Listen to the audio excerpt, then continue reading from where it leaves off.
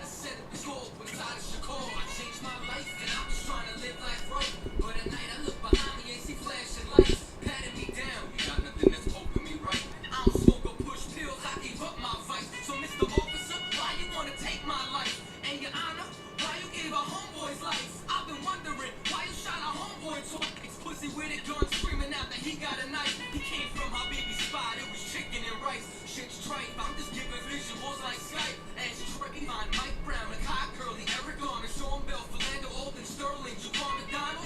The white man is so devilish. Ask Hammurabi, he'll tell you who the devil is. The white man is so devilish. Ask Hammurabi, he'll tell you who the devil is.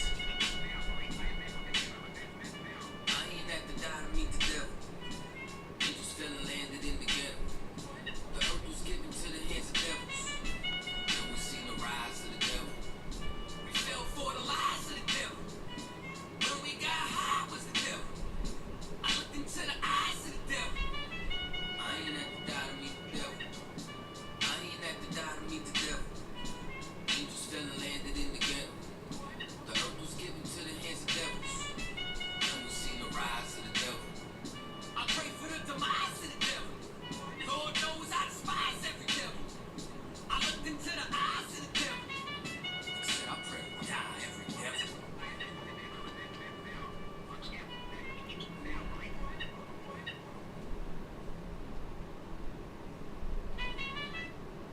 All right, Shalom Israel. With the ISUPK started out of 1 West, 125th Street in Harlem, New York, under Commanding General Yohana, and I am Captain Degal Gabar. And real quick, I just want to talk about something that happened here in St. Louis. That happens here quite often, and it happens all over the earth. Wherever you see blacks, Hispanics, and Native Indians, you're going to see oppression, and you're going to see this type of thing happening continual over and over and over again. All right. This young brother, 16 years old, was shot, and he was murdered by a cop. And here in the city of St. Louis again, not too far from our school. It's a little distance away. It's a little more so north, on the north side, but it's a little more downtown. And let me pull this article real quick, because let's see. I'm gonna read the article.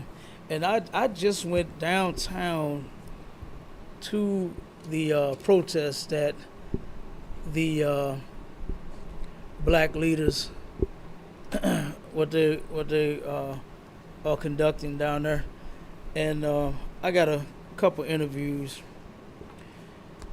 with a few of our people, and they just don't have a solution, man. I actually know some of the protesters and some of the leaders and things that's out there. I know them personally, and I know that they don't have the solution. Some of them, they mean well. All of them that's out there, I'm sure they are tired of this same old scenario playing out over and over and over again, to where the police they just murdering us, our kids, our women, our men, everybody. They just murdered us all. You understand? The cops don't give a damn about blowing away a black, Hispanic, or Native Indian man. They could care less. Your life is not even counted for a life. And again, what I said on the video that was even sadder is that my people were out there doing the same old song. They got the drums playing. Somebody was bamming the drums. The brother was on a bullhorn, chanting, singing, and when black people are under attack, what do? Fight back, fight back. That's not fighting, man. You don't play the music, until you actually get the victory. Here you are, you in the middle of the so-called fight. That's not actually how you fight. Protesting like that, it's never going to work. It's never going to work. I even asked one of the sisters that I interviewed, what did she think about the marching that had been going on for over 107 years? Has it worked? She thought about it, you know, because she said she was actually just observing for the time being. Then she turned around and she said she was one of the protesters. She was there in support. Then she turned around and when she answered that question, 5 minutes later, I looked for the sister and she was gone. She was nowhere to be found. I mean, totally gone, just gone. And I actually was looking for her. I'm like, God damn, where did she go? She was gone 5 minutes later. Because she probably realized, like, this is nonsense. It's not going to work like what she said. You know? She had started off talking about passing laws and doing this and doing that, like what all of them say. You know? They all come to the same conclusion. We need to pass the laws. We need to get a police training. You know, I mean, you're not gonna train a murderer to stop being a murderer. You're just not. It's never going to happen. And it's in the Bible. I'm gonna matter of fact, let me pull that scripture real quick, and then I'll read the article. Because our people, they need to wake up and smell the coffee, right? 1 second.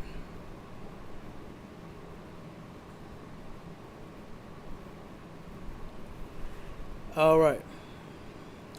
This is Ecclesiastes 7:13, and it says, "Consider the work of God." Right? Like, think about everything that the Most High has created, right?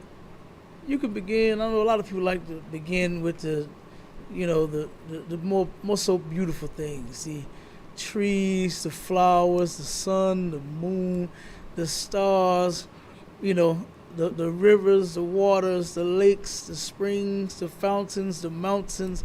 You understand all that good stuff. But then think about it: He created all people as well.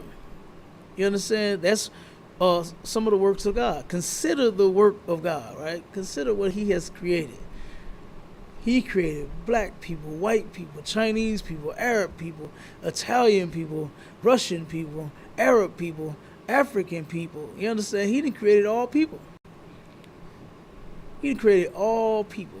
And it also says, "For who can make that straight which He hath made crooked?" You got to know.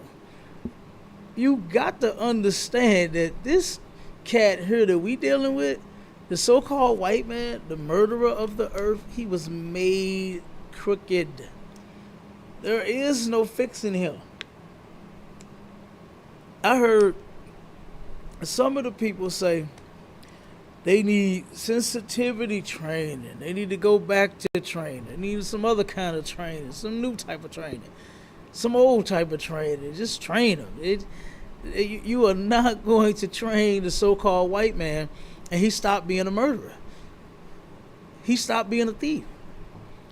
He's not going to stop being the devil that the Bible speaks of. So what black people need to do is wake up and smell the coffee, man. It is time to separate from these people that oppress us and murder us and our children. The story was that the young man, and this is what I heard from the protesters, right? They're supposed to be releasing the video tomorrow. I believe they said about noon of what actually happened, and we'll see then, right? But what they said was the young man was at the gas station with his mother, right? And I guess he went around the side of the building to take a leak, right? Because this gas station in particular, I believe they have a restroom, but they don't let you use it. Because I have been in this gas station before. Of course, the Arabs run it, and I don't believe, from my memory, I don't believe that the restrooms, the bathrooms are open at all. Okay? So the brother supposedly went around the side of the building. He was restroom, went to take a leak. Hey, when you gotta go sometimes, right? And he was with his mother. They said he was 16, and they said that the cop approached him, and he was supposed to have been in plain clothes. Supposed to have been an officer in plain clothes. And he supposedly had approached the young man and told him to come here. And of course, plain clothes, like who you talking to? You know what I'm saying? What you want? Something of that nature. Like who? And you are, and I don't know how and what I would assume at this point, maybe the officer pulled out his gun on him and made him, that's what made him run, because he started running. Or maybe he just thought this person was finna attack him. He's on the side of a building, and I believe it was at nighttime. I think they said it was about 11 at night. He was taking a leak on the side of the building. Someone said, hey, come here, what you doing, or something like that, or whatever. And, he turned around and ran. We'll probably never know, actually, we're never going to know what's on his mind, because he's dead. He's dead. When it comes to our lives, they don't care. They do not care. And time for Black, Hispanic, and Native Indian men, women, and children all alike to understand this and actually come together as a people. We're not going to change laws and fix this. We're not going to pray it away. The Christian church has been praying for peace ever since they've been established. They've been praying for peace ever since they have been established, and it hasn't worked yet. All of their mighty, mighty prayers, they always talk about somebody that know how to get a prayer through. So I know you've been praying on this, and why in the hell ain't your prayers work? They haven't worked because that's bullshit. It's not going to work, man. You ain't going to pray the devil away. You ain't going to pray him away. You turn around and haven't even committed a crime, and you are not going to pray him away. When he wants to murder you, he is going to murder you. You're not going to beg it away. You're not going to pray it away. Your money don't matter. Your status don't matter. Nothing matters. To them, you are a nigger, and a worthless nigger at that. That's what you are to them. You are a slave and a worthless at that. They could care less about you. They could care less about this mother now that is, I'm sure she's crying her head off, because she was there with her son and witnessed his murder. I'm sure the father is somewhere crying his head off, because now he done lost his baby boy. His baby boy was murdered. Mama's baby boy was murdered senselessly. Senselessly. And running from the police does not always say that you're guilty, because look at what they do. Look at what they do. They are known for murdering us. And guess what? When you're not in the Israelite School of Universal and Practical Knowledge under Commanding General Yohana, you're subject to freak out. You're subject to turn around and you'll be at the cops pull you over. I remember a brother was telling me one time this story. I think this was around Michael Brown's murder. Michael Brown was murdered here in, I believe that was 2014, I believe it was. 15, somewhere around there. I can't remember, but it's somewhere around there. And this brother was telling me basically how scared he was, terrified to hear a grown man. To hear a grown man so terrified, that's scary. I'm more scared of that than I am the police. to hear another brother and how terrified he is of the police. Grown man, same age as me. He said, man, I'm telling you, man, I don't know why. And this is how he was talking.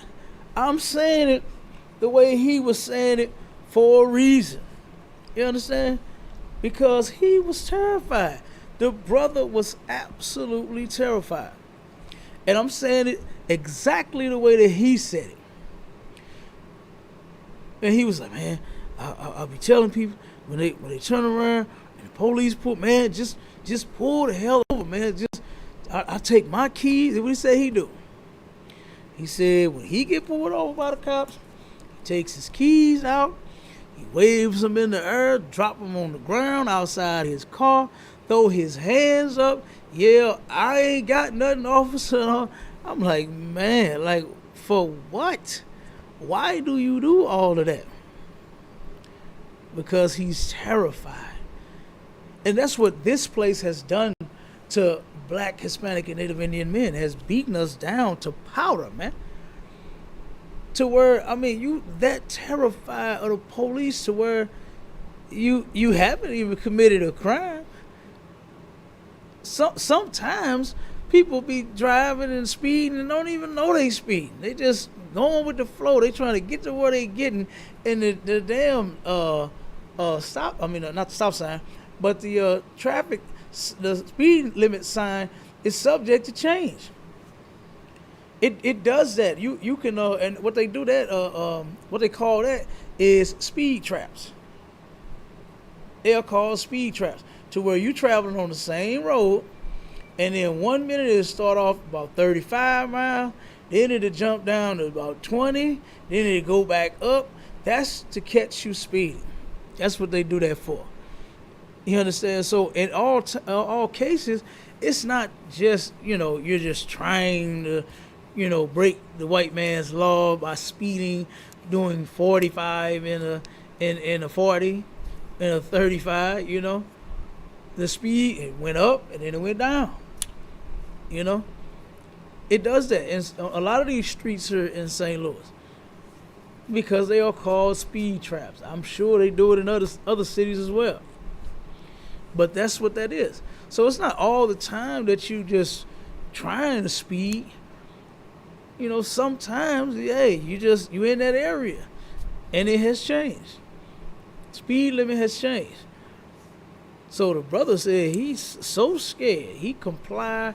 He do all of that, throw the keys out the car, got his hands up, yelling, I ain't did nothing, I ain't got nothing, because he's terrified, man. We not scared in the ISUPK. I mean, damn, what you gonna do? Lock me up? What you gonna do? Kill me? I mean, that's the most you can do is kill me. Of course, I don't want to lose my life, but God damn it, I ain't scared. You understand? And it's in the Bible, and I'll show you that scripture as well. I'm going to show you what Commander Junior Hunter teaches us all in the ISUPK. All right?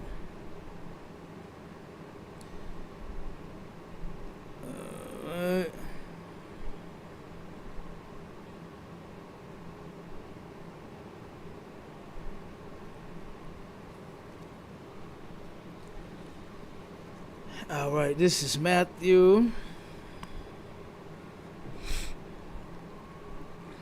One second, let me pull it up.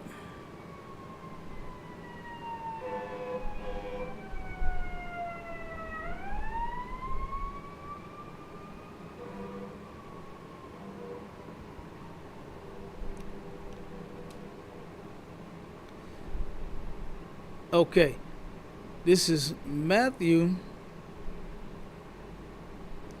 20.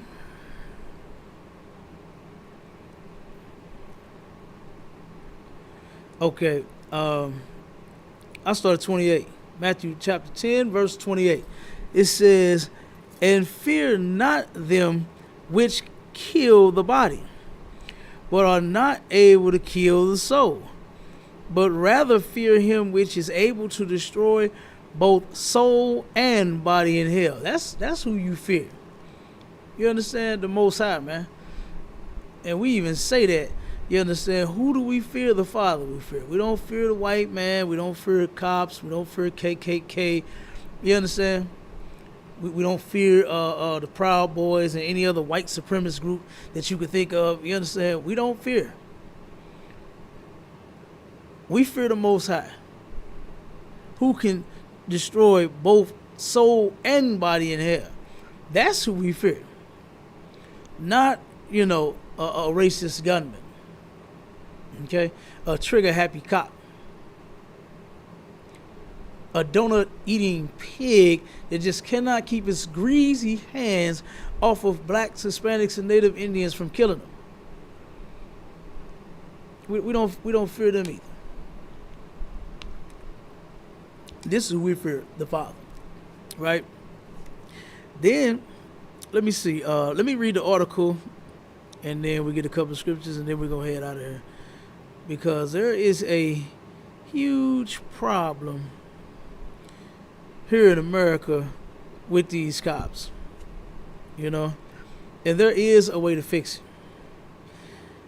And protesting, marching, that's not the way. That is not the way. All right. It says St. Louis family wants answers after teen shot and killed by officers. The family of a 16-year-old boy is seeking answers after two St. Louis undercover officers fatally shot him outside a gas station Sunday night. The teen's family said the shooting was not justified. They murdered my son, said Jaquita Johnson, the victim's mother. Johnson says she was there with her son, Darrell Ross, on the night of the shooting and watched the tragedy unfold. The police came with no uniforms on. Officers said, "Freeze." My son fell and they shot him, Johnson said. They kept shooting him. They killed my son. The St. Louis Metropolitan Police Department said officers were wearing vests that were marked police on the front and back. Police said Ross was with a group that was armed with guns in the parking lot of a Shell gas station on North Florissant Avenue in North St. Louis. According to the police, one of the people ran from the scene. Ross tripped over a curb and dropped a pistol. Police said Ross reached for the gun and police opened fire.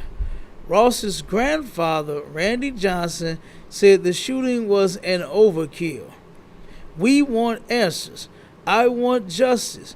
This is overkill. He was shot in the back 10 times, he said. Witness said they heard over 20 shots, Randy said. Randy said Ross had a weapon but never touched the gun. He said Ross ran from the two undercover officers because he feared for his life. He had a weapon, but when police got upon him, they rolled him over on the ground, Randy said. The gun was still stuck in his pants. He never reached for it. He just ran. St. Louis City Public Safety Director Dr. Dan Isom addressed the officer-involved shooting during a weekly downtown engagement and public safety meeting. He said the shooting would be investigated. There will be a thorough investigation, but it's unfortunate that a 16-year-old had to lose their life, Isom said. We will do the investigation and try and come up with answers to how it all occurred. He said a gun was recovered from the scene. Ross's family said their loved one had a bright future ahead of him. He was doing normal things and going to work and go to school, Jaquita said. Ross's grandmother, Tanya Thomas, said the family wants justice. They killed my grandbaby. I'm going to support my daughter. We are going to see this through, Thompson said. We want justice. They murdered him. St. Louis Mayor Tashara Jones released the following statement about the shooting. I have been briefed on last night's officer-involved shooting in Old North. Losing our youth to violence shows how our system has failed them time and time again. Reflecting on the circumstances that led up to this young man's death breaks my heart, both as a mayor and as a mother of a teenage son. This comes just after a family lost their father, Badr Ali, in an officer-involved shooting last week. Our communities rightfully have questions about the incidents. The Force Investigation Unit is handling both cases and will pass information on to the circuit attorney's office, and then to the Civilian Oversight Board. Officers involved have been placed on administrative duty. I have also directed the Public Safety Department to release body-worn camera footage where available.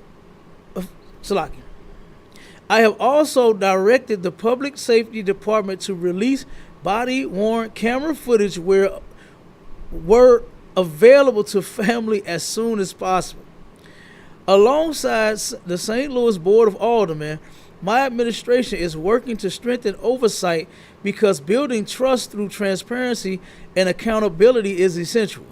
I remain fully committed to delivering effective oversight of our police department, as well as alternative responses that connect the right professionals to the right call for those experiencing mental health crisis and similar challenges. Okay, so this family, they just lost someone else due to the same doggone thing. And now here, this brother, this young brother, 16 years old, you understand, turn around and loses his life. Okay? And that's sad, right? And I believe it was his father. I believe it was his father that was just murdered a week ago. And now here he is. He was murdered a week after that, you know? And I wonder how, I really want to see this footage. I really want to see the footage. And they are supposed to be releasing it tomorrow at about noon. So I'm definitely going to be watching for that. Because the sister said that his mother said that they were in plain clothes and just yelled freeze. You know, so and I would assume maybe they were in an unmarked car. Maybe they parked somewhere and walked over there or something like that. You know, definitely, you know, get the footage out and see exactly what happened. Okay? But I'm going to read these few scriptures and then we're going to get out of here. All right? Until we get some more on this story. And then, you know, what got me about the protesters, you know, is this isn't the first time that they've been out there either. You know, they go out every single murder, every single incident, even when they're not, you know, even when our people don't get murdered and they just get, you know, pulled over or beat up or something like that. They go out there for all of that, and they did not have the answers. You know, they was talking about every single thing that happened with the case and others just like it and, you know, all of that, but they did not have the answers. And that's what black people are searching for. You're not going to go to the police. They are definitely not going to give you the answers that you want. Because what the way to answer that, the way to fix this is to put the officers in prison. Because like they said, it was complete overkill. You understand? Officers, they have a taser just as well as the gun. But anytime it's our people that's doing, even if he was committing a crime. The mother said he wasn't a criminal, even if he was a criminal. There is a way that you could pull that taser out instead of the gun and save the brother or sister's life, the black, Hispanic, or Native Indian life, the young or the old life. But we got to understand who we dealing with here. We are dealing with the devil. The white man is the devil the Bible speaks of. He is the oppressor. He's not going to turn around and pull that taser when it comes to you. When it comes to his people. Just last month, I pulled out an article, played a video of a white woman, right, that got pulled over by the police because she was driving and she was under the influence of methamphetamine. She's a meth head. They turned around and let her sit in the back of the officer's car to cool off, to come down off of her high. She's a junkie. And she started fooling with the officer's rifle, got it unlocked, turned around and sat there trying to figure out how to work it for about 10 minutes, figured it out, and went boom, and shot an innocent man that was standing outside of the police officer's vehicle, talking to the other officers, and then began to fire at the police. They sat there for 4 to 6 hours until this junkie turned around and turned herself and said, okay, I'm coming out. No gunfire. She's firing at the police. This brother was standing there with a gun, fell on the gun, got shot in the back. Now, this is what the witnesses are saying. This is what they're saying. Got shot in the back 8 to 10 times, then got rolled over, and then there's a gun. The witnesses, his mother said he never pulled the gun.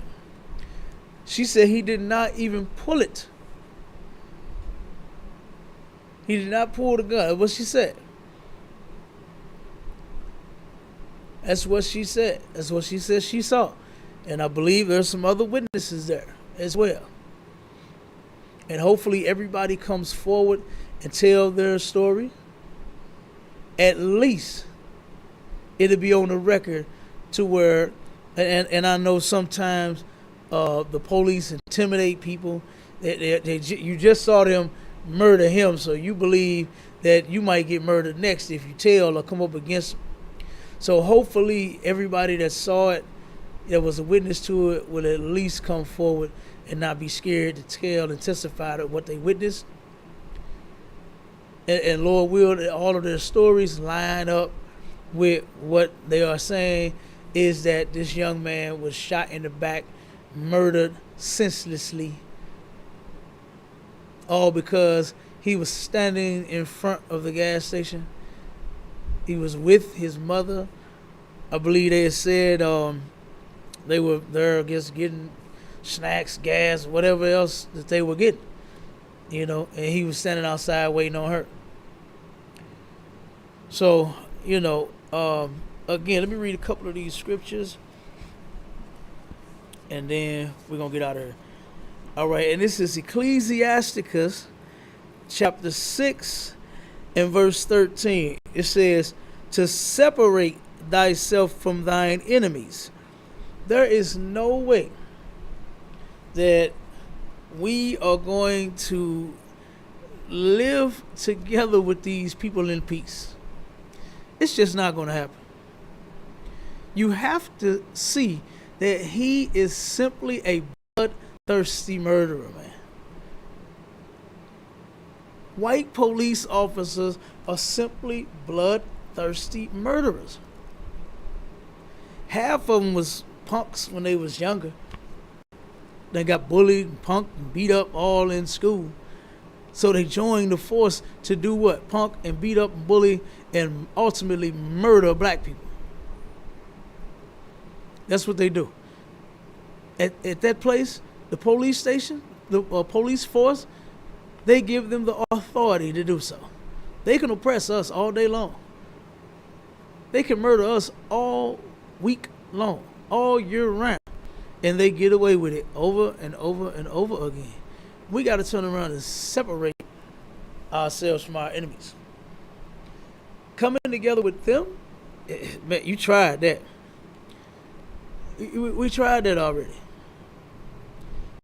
And it's never going to work. We have been protesting this same thing for over 107 years. When are we going to wake up and smell the coffee and turn around and drum the beat of a new drum? Not this same old "we shall overcome" and Black Lives Matter and hands up, don't shoot. And when black people are under attack, what do? Fight back, fight back. No. We got to start turning around and singing a whole new song and coming together with them, changing their laws. It's not going to work. They are not going to stop oppressing us. They are never going to stop murdering us, man. We have to come to this conclusion and say, what are we doing here? Wait a minute, we just did this, the last murder. We just did this with George Floyd. We just did this with Michael Brown. We just did this with Tamir Rice. We just did this with Sandra Bland. We just did this. We can go on and on and on because the list goes on and on and on. It never stops. So when are we going to come to the table with Commander General Yohana and actually get the solution? Because this thing can be fixed. And it's going to take for all of us to come together and do exactly what the Lord said in the Bible to do to fix this situation. But singing and dancing and beating drums is not going to do it. I hate to see that, man. Every single time somebody murders us, we go and pick up drums.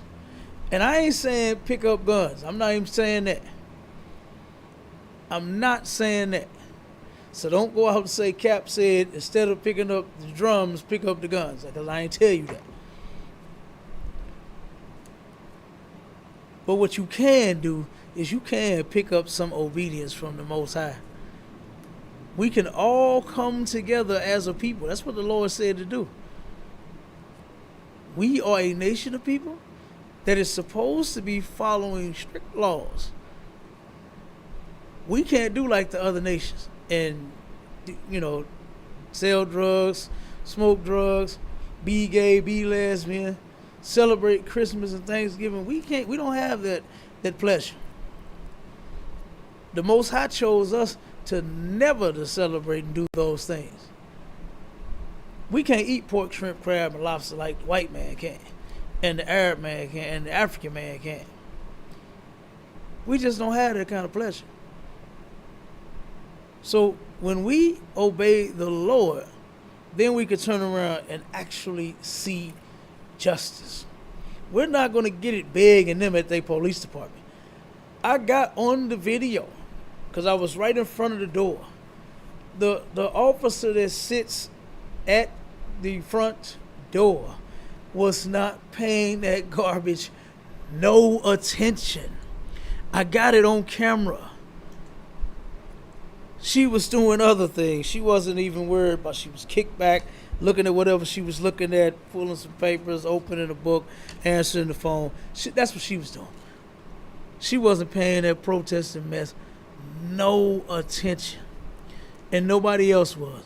You could have beaten your drum till they could have heard you in the next state over. And they still won't hear you.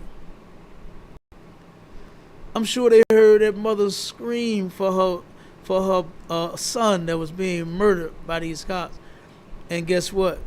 They didn't even hear that. I'm sure they heard him scream after they shot him the first time.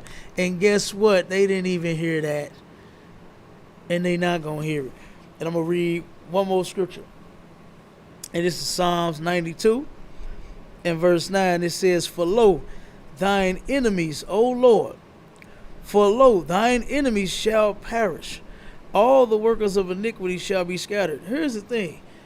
In the Bible, and I got way more scriptures, but like I said, we at the time.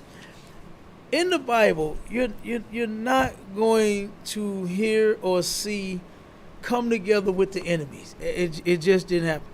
When Esau and Jacob were in the womb, they were fighting. They were enemies in the womb. There's no coming together with them two. They didn't come together as brothers. They didn't. They were twins in the womb, and they were not brothers. They turned around and became two separate people, went two separate ways. That's what happened. We're never going to turn around. I don't care what law you pass. I don't care what drum you drum. I don't care what chant you chant. I don't care what song you sing. I don't care what march you march, what protests you protest. None of that is going to work. Separation is the key. We must separate from these people, or we're going to turn around and continue to get slaughtered. And with that, shalom, Israel.